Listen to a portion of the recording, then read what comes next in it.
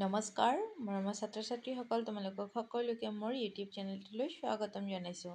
আজি মই তোমালোকক পঢ়াব গৈ আছোঁ পাঠ নম্বৰ 4। পাঠ নম্বৰ 4 তোমালোকৰ এই পাঠত গছপুলি সম্বন্ধে দিছে। আজি আমি সেই গছপুলি সম্বন্ধে এই পাঠত পঢ়িবলৈ গৈ আছোঁ। আৰু ছাত্ৰ ছাত্ৰীসকল, তোমালোকে সকলোৱে জানাই যে গছপুলি আমাক কেনেদৰে সহায় কৰি আহি আছে আৰু আমি কেনেকৈ আমাৰ পৰিৱেশখন খুব ভালকৈ ৰাখিব পাৰোঁ। গছপুলি ৰুলে আমি পুলি যদি লগাওঁ তেতিয়াহ'লে কি হয় আৰু তাৰ পৰা আমাৰ পৰিৱেশৰ কিমান ভাৰসাম্যতা বজাই ৰাখিব পাৰে সেই সম্বন্ধে আমি এই পাঠলৈ পঢ়িব গৈ আছোঁ। এতিয়া আহাচোন ছাত্ৰ ছাত্ৰীসকল, আমি একেলগে চাওঁ কি দিছে ইয়াত আমাক। কি কৈছে চোৱা, গোটেই পৃথিৱীখনেই আমাৰ ঘৰ। তোমালোকে জানাই যে গোটেই পৃথিৱীখনেই কিন্তু কি আমাৰ ঘৰ। এই পৃথিৱীৰ মাটি, পানী, বায়ু, গছ গছনি, জীৱ জন্তু আদি আমাৰ পৰিয়ালৰ অংগ। আৰু ছাত্ৰ ছাত্ৰীসকল, আমাৰ ঘৰখনৰ যেনেকৈ আমি এটা ঘৰত থাকোঁ, মা দেউতা ককা আইতা খুৰা খুৰী চবেই আমাৰ এটা এটা পৰিয়ালৰ পাৰ্ট হয়, হয়নে নাই, ভাগ হয়, ঠিক অংশ হয়। তেনেকুৱাই হৈছে যে আমাৰ পৃথিৱীৰ মাটি পানী বায়ু গছ গছনি জীৱ জন্তু আদি এইসমূহ হৈছে কি আমাৰ পৰিয়ালৰ অংগ। পৰিয়ালটোৰ সকলো সদস্যৰ সুখ শান্তিৰ বাবে আমি আমাৰ চৌপাশৰ পৰিৱেশ সুন্দৰকৈ ৰাখিবই লাগিব। পৰিৱেশ ৰক্ষাৰ বাবে গছ পুলি ৰোপণ হ'ল অন্যতম উপায়। গছে জীৱকুলক আশ্ৰয়, খাদ্য আদিকে ধৰি বিভিন্ন প্ৰকাৰে সহায় কৰে। এতিয়া তোমালোকে ইয়াৰ পৰা কি বুজি পাইছা যে পৰিয়ালটোৰ সকলো সদস্যৰ সুখ শান্তিৰ বাবে আমি আমাৰ চৌপাশৰ পৰিৱেশ সুন্দৰকৈ ৰাখিবই লাগিব। কাৰণ আমাৰ চৌপাশ যদি ধুনীয়া হৈ থাকে তেতিয়াহ'লে আমাৰ পৰিৱেশটো, ঘৰৰ পৰিৱেশো ধুনীয়া হৈ থাকিব। আৰু কি কৈছে, পৰিয়ালৰ সকলো সদস্যৰ সুখ শান্তি, পৰিয়ালৰ সকলো সদস্যৰ সুখ শান্তিৰ বাবে আমি কি কৰিব লাগিব, সদায় নিজৰ ঘৰৰ চৌপাশৰ পৰিৱেশো সুন্দৰ কৰি ৰাখিব লাগিব। পৰিৱেশৰ ৰক্ষাৰ বাবে গছ পুলি ৰোপণ হ'ল অন্যতম উপায়। আৰু পৰিৱেশটো ৰক্ষা কৰাৰ বাবে গছ পুলিৰ ৰোপণ কৰাটো হৈছে অন্যতম উপায়। গছে জীৱকুলক আশ্ৰয়, খাদ্য আদিকে ধৰি বিভিন্ন প্ৰকাৰে সহায় কৰে। আৰু গছে কি কৰে, গছে আমাক কেনেকৈ সহায় কৰে, গছে জীৱকুলক আশ্ৰয় দিয়ে। গছে, কাৰণ বহুতো গছত বহুতো প্ৰাণী বসবাস কৰে, বাসস্থান হয় নে নাই, চৰাই চিৰিকটিয়ে বাস বনায়। ঠিক তেনেকৈ সেই গছজোপা তেতিয়া সেই চৰাই চিৰিকটিৰ বাবে কি হৈ যায়, আশ্ৰয়স্থল হৈ যায়। খাদ্য আদি, আমি গছৰ পৰা বিভিন্ন খাদ্য গ্ৰহণ কৰোঁ। গছৰ পৰা আমি অক্সিজেন পাওঁ, গছৰ পৰা আমি কাঠ পাওঁ, গছৰ পৰা আমি বিভিন্ন ঔষধি দ্ৰব্য পাওঁ। তো এই চাৰিওফালৰ পৰা কিন্তু গছে আমাক বহুত প্ৰকাৰে সহায় কৰে। বুজি পাইছে ছাত্ৰ ছাত্ৰীসকল? তাৰপিছত কি কৈছে চোৱা, পাঠটিত গছপুলি ৰোৱাটো এক উৎসৱ হিচাপে প্ৰতিপন্ন কৰিবলৈ প্ৰয়াস কৰা হৈছে। মানে এই যে গছপুলি যে ৰুব লাগে, এইটো এক প্ৰকাৰ উৎসৱ বুলি প্ৰতিপন্ন কৰিবলৈ এই পাঠত বিচাৰিছে। এতিয়া চোৱা কি কৈছে, পঢ়া। ঘোষকে ক'ব, মাননীয় ৰাইজ, আজিৰ পৰা বন মহোৎসৱ আৰম্ভ হৈছে। আমাৰ চুবুৰীৰ মইনাহঁতে বন মহোৎসৱৰ কেনেকৈ পালন কৰিবলৈ ওলাইছে এয়া চাওকচোন। এতিয়া প্ৰথম দৃশ্য, ইয়াৰ প্ৰথম দৃশ্যক তোমালোকক কি বুজাব বিচাৰিছে চোৱা। পঢ়া কোঠাৰ টেবুলত মননে গুণগুণকৈ গান এটা গাই ছবি আঁকি আছে। তেনেতে তাৰ লগতে ষষ্ঠ শ্ৰেণীত পঢ়া সুমনা আৰু ঋতুপন সোমাই আহিব। তাৰপিছত কি হ'ল চোৱা, এতিয়া মননে ৰং আহে পাখি মেলি, ৰং আহে পাখি মেলি, ওলালে সৌ নতুন বেলি, আহা সবে ৰং মেলালৈ যাওঁ, সুমনা আৰু ঋতুপন সোমাই আহে। আৰু সুমনা আৰু ঋতুপনে কি কৰে, সোমাই আহে। এতিয়া চোৱা, এতিয়া সুমনাই কি কৈছে, বাহ মনন, ছবিও আঁকিছা গানো গাইছা, একদম বেলেগ আৰু দেই। তেতিয়া মনন ক'লে, বাহ সুমনা, ঋতুপন বহা, সুমনাহঁতৰ চকীত বহিব। এতিয়া চকীত সুমনাহঁতে কি কৰিব, সুমনাহঁতে চকীত বহিব। আৰু মননে ক'লে, বহা সুমনা, ঋতুপন বহা, চব বহিব দিছে। ঋতুপনে ক'লে, কি আঁকিছা মনন? ছবিখনলৈ ডিঙি মেলি চাই এজোপা গছ দুফালে দুটা ডাল, ফেৰেঙনিৰ ওপৰ অংশত দেখোন এখন মানুহৰ মুখ, চকু, নাক, ওঠ, ওপৰত জোপোহা হৈ থকা পাতখিনি চুলিৰ নিচিনা লাগিছে। তেতিয়া সুমনে ক'লে, ছবিখনলৈ চাই থাকি, ইয়ে ভাই, ডাল দুটাও দুখন হাত যেন লাগিছে, এটা ডালত ফল, ইটো ডালত ফুল। তেতিয়া মননে ক'লে, আজিৰ পৰা বন মহোৎসৱ সপ্তাহ আৰম্ভ হ'লেই নহয়, এই ছবিখন মই প্ৰদৰ্শনীত দিম। ভাবি চোৱাচোন, চাবলৈ গ'লে গছবিলাক আমাৰ মৰমীয়াল আপোন মানুহৰ নিচিনা নহয়নে বাৰু? সঁচা কথাই, গছটো আমাৰ আপোন মানুহৰ নিচিনাই। এজোপা গছ কাটিলে কিন্তু আমাৰ পৃথিৱীৰ বা আমাৰ পৰিৱেশৰ বহুত কিন্তু ক্ষতি হয়, কিন্তু মানুহে কি কৰে, সেই কথাখিনি বুজি নাপায়, নিজৰ সুবিধা মতে যধে মধে গছ কাটিয়ে গৈছে। বুজি পাইছেনে? ফুল দিয়ে, ফল দিয়ে, শীতল ছাঁ দিয়ে, দিয়ে নে নাই? গছে আমাক ইমান গৰম, দিনে দিনে আজিকালি গৰম বাঢ়ি গৈছে। এই গৰমৰ দিনত এই গছে আমাক কি কৰে? ছাঁ দিয়ে, ফুল দিয়ে, ফল দিয়ে। মই ছবিখনত সেই ভাৱটোক ফুটাই তুলিব খুজিছোঁ। ওপৰত গছজোপাৰ ফালে উৰি অহা এজাক চৰাই দিম, তলৰ ছাঁত এজন মানুহ বহি থাকিব। ঋতুপৰ্ণ, ছবিখন বেলেগ ভাল লাগিছে দেই, আৰু কৈ আছে ছবিখন বেলেগেই মানে আৰু ভাল লাগিছে। তেতিয়া সুমনে ক'লে, আমাৰ আকাশীয়ে কি সাজিছে জানা?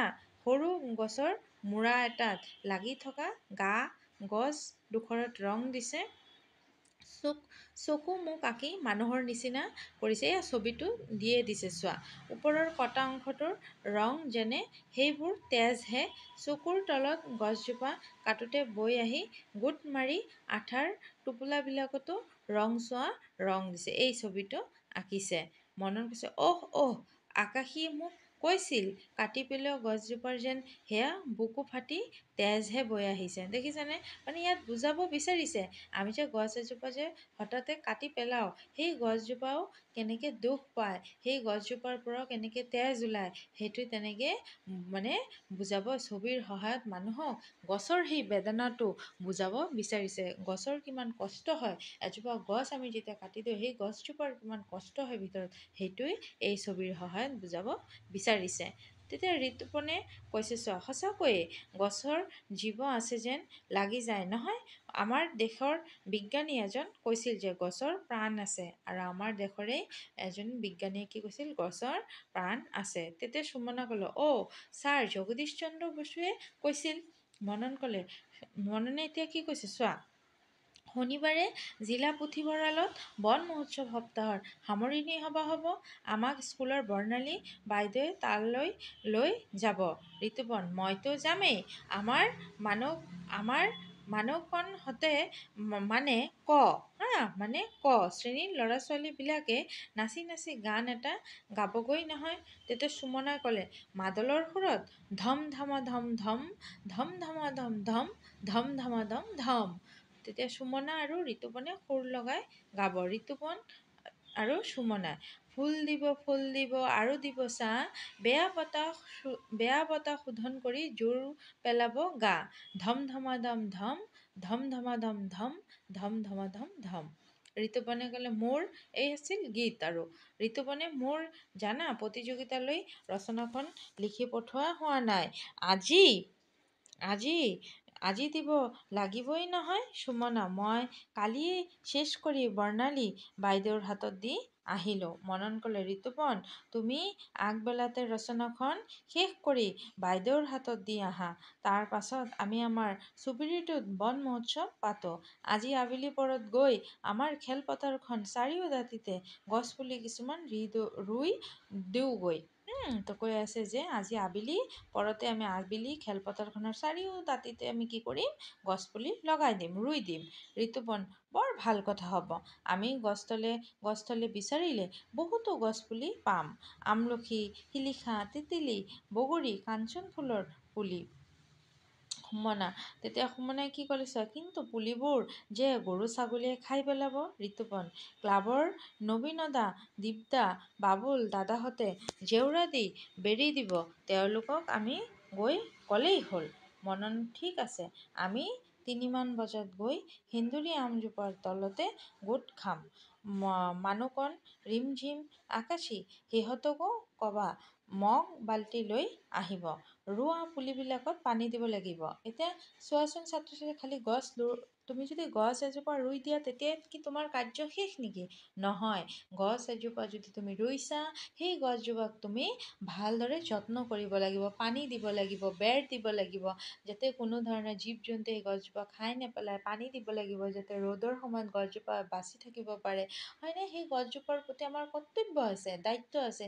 তেতিয়াহে আমি এজোপা গছ খুব যত্ন কৰি তুলি ডাঙৰ দীঘল কৰিব পাৰিম।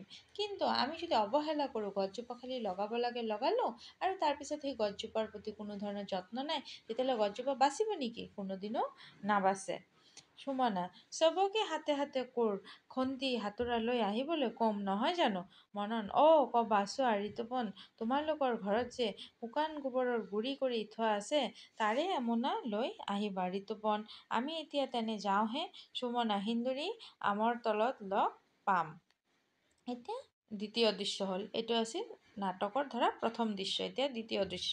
হাতত বাস্কেট বেগ এটাত গছপুলি লৈ ছায়েৰা লগত মনাশ্ৰী আৰু বুধুৱা মঞ্চলৈ সোমাই আহে। ঠাইখন মনহঁতৰ পদূলি। ছায়েৰা, মনন, ওলাইছা নেকি? হাতত খন্তি এখন লৈ মনন ওলাই আহিব। আৰু মনন, ছায়েৰা, তোমালোকক কোনে খবৰ দিলে? বুধুৱা, চোৱাচোন মনন, মালতী পেহীয়ে এয়া বিলাতী মধুৰিৰ পুলি কেইটামান দি পঠাইছে। মনাশ্ৰী, ৰঘু খুৰাই সাৰ আৰু দৰৱ দি ধুনীয়াকৈ পুলিবোৰ বান্ধি বান্ধি দিছে, গাঁত খানি ৰুলেই হ'ব। মনন, সৌৱা সুমনা, ঋতুপন, ৰূপক, আকাশী, আকাশ ভাইটি, মানুকণ গোটেই মখা আহিছে হাতে হাতে। এতিয়া কি কৈছে? মননে কৈছে, চোৱা, সৌৱা সুমনা, ঋতুপন, ৰূপক, আকাশী, আকাশ ভাইটি, মানিকণ গোটেই মখা আহিছে হাতে হাতে গছৰ পুলি লৈ হাঁহি মাতি কথা পাতি ল'ৰা ছোৱালী মখাৰ প্ৰৱেশ। আৰু কি কৰিছে? চবে গছ পুলি লৈ আহি একদম হাঁহি মুখেৰে প্ৰৱেশ কৰিছে। ঋতুপন, তোমালোক কেতিয়াবাৰে পৰা ৰৈ আছা নেকি? আমি আহি থাকোঁতে বাটতে মানিক বৰদেউতাৰ ঠেলা গাড়ীখনৰ সৈতে ৰামদয়াল ককাক পালোঁ। তাতে কোৰ কটাৰী, গোবৰ মোনা, মগ বাল্টি গোটেইবিলাক তুলি দিলোঁ। ককাই একদম খেলপথাৰত থৈ আহিবগৈ। মানিক বৰদেউতাই কথাটো শুনি খুব ভাল পাইছে। ৰূপক, বৰদেউতাই আমাক গৈ সহায়ো কৰি দিব বোলে। তেতিয়া সুমনা, কাম হৈ যোৱাৰ পাছত পৱন খুৰাই আমাক বুট নাৰিকল খুৱাব। জগত খুৰীয়ে আকৌ পকা কল এথোকা পঠাই দিব। মানুকণ, বাহ বাহ, বুট নাৰিকল আৰু পকা কল, কেনে মজা। বেঙেনা ভজা। ভণ্টিয়ে স্ফূৰ্তিতে একপাক ঘূৰি দিয়ে। মনন, আমি এতিয়া খেলপথাৰলৈকে যাওঁ ব'লা। চকুমুনি লক্ষী মুনুবাহঁত আহি নাপালেহি দেখোন। ঋতুপন, তেওঁলোক বাহিৰেই খেলপথাৰলৈ গৈছে। সুমনা, তেনে ভালেই হ'ল, আহা আমি শাৰী পাতি সমদল কৰি যাওঁ। সকলোৱে শাৰী পাতি থিয় হয়। এতিয়া ছায়েৰাই কি ক'লে চোৱা, বৰ মজা লাগিছে দেই, গান টান এটাও গাই যাব পৰা হ'লে। ঋতুপন, মই লগাই দিম, তোমালোকে গাবা। ঋতুপনে গান লগাই সকলোৱে গাই গাই ওলাই যাব। যাওঁ ওলাই সকলোটি, ৰোওঁগে ব'লা গছপুলি, ধৰণীখন সেউজীয়া বোলেৰে বোলাও। ফুল ফুলক গছে গছে, গুটি লাগক বিধে বিধে, ৰঙে ৰসে ফুলে ফলে পৃথিৱী সজাওঁ। আৰু এনেকৈ চবে গান গালে। ঠিক আছে, কোনে লিখিছে? কেশদা মহন্ত লিখিছে। আৰু কি কৈছে চোৱা, ডক্টৰ নৱকুমাৰ চুমুৱা সম্পাদিত শিশুৰ মৌকোশ, কেশদা মহন্তৰ শিশু সাহিত্য সমগ্ৰ প্ৰথম সংস্কৰণ, জুন 2021। বাপচন্দ্ৰ মহন্ত, কেশদা মহন্ত ট্ৰাষ্ট, যোৰহাট। পৃষ্ঠা নম্বৰ ইমান দিছে, আৰু 420-ৰ পৰা 430। তো এই নাট্যকাৰৰ পৰিচয় দিছে তোমাক।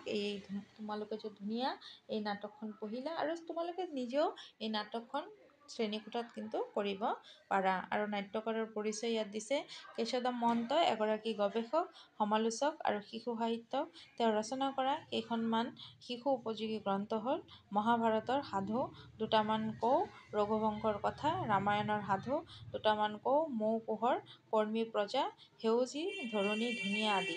তেওঁ জগতধাত্ৰী হৰমোহন দাস সাহিত্য বঁটা, অসম সাহিত্য সভাৰ বাসন্তী বৰদলৈ সৌৰণীৰ বঁটা আৰু দুৰ্গাধৰ বৰকটকী সৌৰণী বঁটা আদিৰে সন্মানিত হয়। এই বঁটাসমূহ তেখেতে লাভ কৰিবলৈ সক্ষম হৈছিল।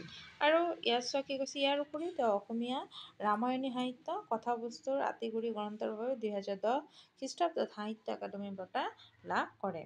ঠিক আছে ছাত্ৰ ছাত্ৰীসকল, তোমালোকে নিশ্চয় বুজি পাইছা চাগে। মই যেনেকৈ তোমালোকক পাঠটো পঢ়াই দিলোঁ, তোমালোকে ধুনীয়াকৈ এনেকৈ পঢ়িবলৈ নিজে চেষ্টা কৰিবা। তাৰপিছত কি কৈছে চোৱা, তলত দিয়া প্ৰশ্নসমূহৰ শুদ্ধ উত্তৰটো বাছি উলিওৱা আৰু বৃত্তটো পূৰ কৰা। নাটকখনৰ প্ৰথম দৃশ্যত গুণগুণকৈ গীত গাই কোনে ছবি আঁকি আছিল? এইটো তোমালোকে পাঠটো পঢ়াই দিছোঁ, এতিয়া ক'বাচোন কোনে ছবি আঁকিছিল? ইয়াতে চোৱা, তোমালোকে পাই যাবা। এই ছবিটো চোৱা ছাত্ৰ ছাত্ৰীসকল, ইয়াত চোৱা মনন আৰু কি দিছে, ৰং আহে পাখি মেলি। ইয়াত ছবি আঁকি আছেনে নাই? দেখিছেনে? ল'ৰা এজনে ছবি আঁকি আছে। আৰু গানটো কি আছিলে? গানটো আছিলে ৰং আহে পাখি মেলি, ৰং আহে পাখি মেলি, ওলালে হৌ নতুন বেলি, আহা হবে ৰং মেলালৈ যাওঁ। এইটো আছিল। ঠিক আছে। আৰু এইটো কোনে লিখিছিল?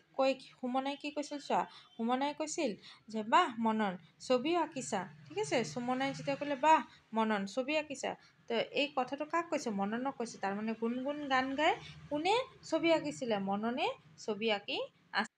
উত্তৰ কি হ'ব? গ হ'ব। গটো তোমালোকে গ বৃত্তটো পূৰ কৰি দিবা। মননে ছবি আঁকি আছিল।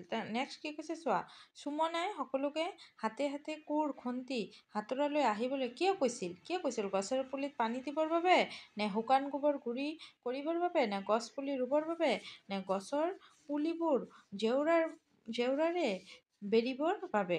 কিয় কৈছিল যে কোৰ খন্তি হাতোৰা লৈ আহিবলৈ? এতিয়া এইটো চোৱাচোন, এইটো আমি ক'ত পাম?